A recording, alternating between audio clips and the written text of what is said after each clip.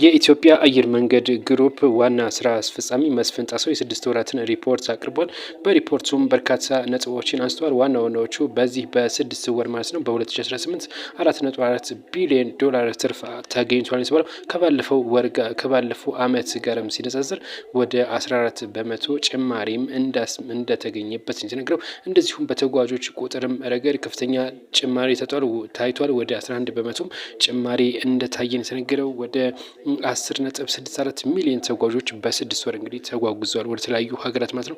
በጭነትም ወይም በካርጎ ዘርፍም ደግሞ 451 ሺህ ቶን እንግዲህ ተጓጉዟል ማለት ነው። በዚህም እንግዲህ ጭማሪም በዚህም ታይቶበታል የተባለው። አጠቃላይ አውሮፕላኑ ወደ 170 የሚጠጉ አውሮፕላኖችም እንደደረሰ ታውቋል። 23ቱ ግን እንደ ስካይ እንደዚሁም አያይዘው በቢሾፍቱ ለሚገነባው እንደዚሁ በርካታ የውጭ ሀገር ኩባንያዎችም እንደዚሁ ጥያቄ እንዳቀረቡና ይህም እንግዲህ የመጀመሪያው ዙር ግንባታ እንደተጀመረና በቀጣይ አመትም የመጀመሪያው ዙር እንደሚያልቅም ይፋ ተደርጓል። እንደዚሁም በሀገር ውስጥ በተለያዩ 4 ቦታዎች ላይም በቅርቡ የሚጠናቀቁ እንዳሉም ጭምር ነው የተገለጸው። ከፍተኛ የሆነ ወጪ በመውጣት ግንባታዎችም እየተደረጉ እንደሆነም ታውቋል። እንደዚሁም ቢሮውም የኢትዮጵያ አየር መንገድ ቢሮ እያሰራ እንደሆነ ይታወቃል። እሱም በቅርቡ እንደሚጠናቀቅም